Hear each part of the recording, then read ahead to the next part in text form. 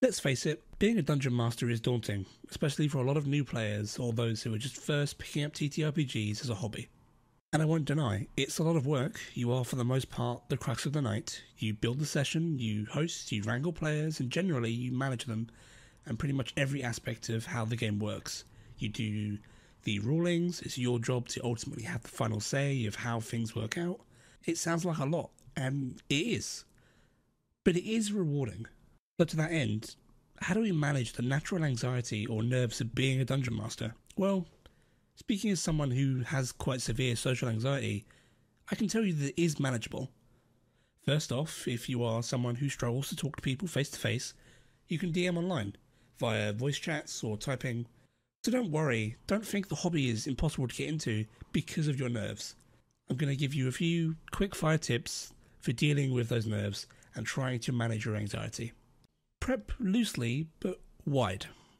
One of the most nerve-wracking things is when your players start doing something that you had absolutely no prep for, and your tightly wound 3-hour-long campaign or dungeon crawl goes ignored in favour of pursuing the unnamed goblin NPC that you just made up.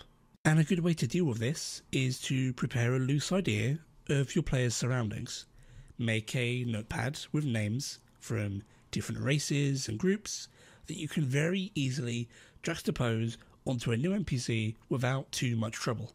Whilst you might have a big story moment planned, perhaps prepare a small encounter that you can easily run in any situation to buy yourself time. The players won't go down the alley, but maybe they'll go to the church instead. The bandits are now instead in the church instead of being in the alley, and they're seeking to rob a priest rather than hold up the players. A very easy switch that, if done well, won't even be noticeable. Too many dungeon masters panic over the notion that their tight railroad isn't being adhered to. Your players will normally go back to it, so don't dissuade their interest in genuine exploration, as that's hard to regain. So long as it is actual genuine exploration and not just an excuse to derail the campaign. Number 2. A session 0 goes a long way. One of the continual issues that pops up in all of the r/RPG horror stories posts is a lack of communication. A dungeon master wants one thing and their players want another. Having a moment to connect with your players, chat and set boundaries is really, really important. And if you didn't do this at the start of your game, then, don't think it's too late to just not ask to do it. Running a TTRPG takes a lot of efforts and collaboration. If you can't get along and trust in the group, then there's gonna be a struggle. It's perfectly normal to stop, kind of put everyone together and say, let's sit down and talk about where we're taking this, or hey, are you okay with the current direction of the story? Easing natural anxiety can simply be a part of learning to talk to those people about the game. Nothing is worse than amping up a high emotion situation only to find that you or one of your players is extremely uncomfortable. Ending the session there and feeling the panic of knowing that next week you're going to have to continue that or call the session quits and skip over it. Why not just hit the issue beforehand and never let it trouble you in the first place? Talk about it before it even becomes a problem. Number 3. Take breaks if you need them. TTRPGs can run for a long time. An important part of managing your anxiety is not allowing yourself to get overwhelmed. Your players would likely appreciate a proper break now and then, 15 minutes to 30 minutes. A chance to eat, drink, or just get up and stretch your legs. This isn't a problem. It's perfectly normal to do, and a good thing to try and fit in, even for those without anxiety. No player is going to say, really, a break? Now? Most people are going to say, good, I wanted to go get some water, or a can of Coke, or just generally, get up. I know that a lot of my friends, when we do take breaks, they just kind of treat it as a moment to hang out. A couple of people go and get a drink. Normally, our games are of mixed time zone people, so some people will get up and go grab tea or some water, just generally wake up. Others will use the break to sort out dinner. It's not a big deal to just have a break, calm your nerves, and re-attack the situation that you're currently in, that you're currently narrating or playing through with a clearer head. Breaks are normal, accept them, let it become a normal part of your game. Number 4 is something that really we all need to know and need to learn and art every day, but it's an important part of D&D and TTRPGs in general, and that's accepting praise and criticism. Both of them are important. Whilst criticism can hurt, obviously, with things that you love very deeply, like the homebrew world that you've toiled on, or the session that you've spent the better half of an hour or two that day preparing, the sooner you learn to take that first blow, and the more you honestly accept the words of your fellows, the sooner you're going to find yourself feeling less fragile about it. Anxiety is one of those things that strikes at your uncertainties, and no player will ever mind telling you what they enjoy and what they didn't. No one wants to come up to you and badmouth your game in front of you. It's just not really how people work. At least, your average person. There'll always be that one, frankly, asshole that wants to just go ahead and knock you down a peg. But just speak honestly. And most importantly, listen and accept what they tell you. It's easy to tell yourself, oh, they're just saying that. They're telling you what you want to hear. But, if a player keeps telling you, thanks for the session, I really enjoyed it, wow, good job, I like this, I enjoyed interacting with this character, in rapture and genuine excitement, then clearly you're doing something right. Take it easy on yourself. Accept the praise.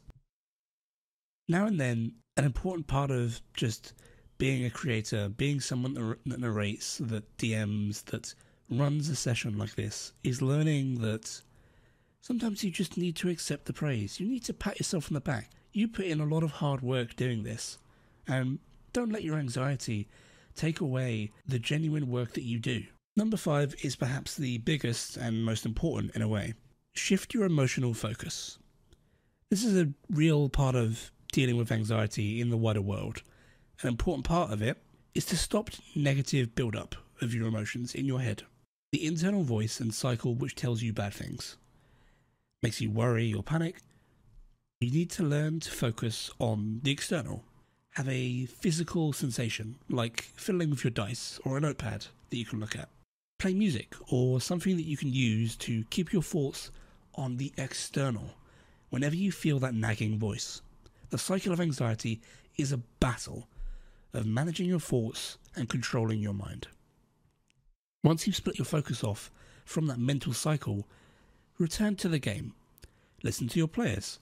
Focus on the picture of the world that you're building using out-of-body things to draw on, such as pictures on the screen or on the table, music, or the use of body language. It may seem like something that's just frankly obvious, but learning to manage this in moments of building stress or anxiety can be hugely advantageous. And although it sounds easy, it's not. It's something that you have to work out. Something that really puts you in a moment where you have to sit down, challenge that voice and say, do you know what? No, I am doing a good job. And ignore the voice that says you're not, and instead listen to the music that you're playing, the player that's addressing you, or the next encounter you're setting up. DM anxiety is a prevalent thing for all of us. Those that start being dungeon masters or mistresses, don't let it stop you from trying the hobby. It is beatable, it is manageable, even with anxiety. You can become a brilliant DM. And this is coming from someone who has, honestly, quite bad social anxiety. I've learned to get around it. I've learned to not let it stop me from enjoying the hobby. You can do it too. It will take some time, and I won't lie that sometimes I have moments where I struggle to find my voice. I struggle to keep my confidence. But going through these processes, relying on my players, and just learning to accept that I can do this really, really helps. Well, that's all for now. I want to thank you for watching, and if you've enjoyed my content, then please check out my Twitter and Patreon, where I produce more homebrew content, such as conversions of video game bosses like Elden Ring into a D&D 5e format. You can also support me directly on Patreon or at a Ko-fi link below, and all proceeds go back into more content, better equipment, and more things for you guys.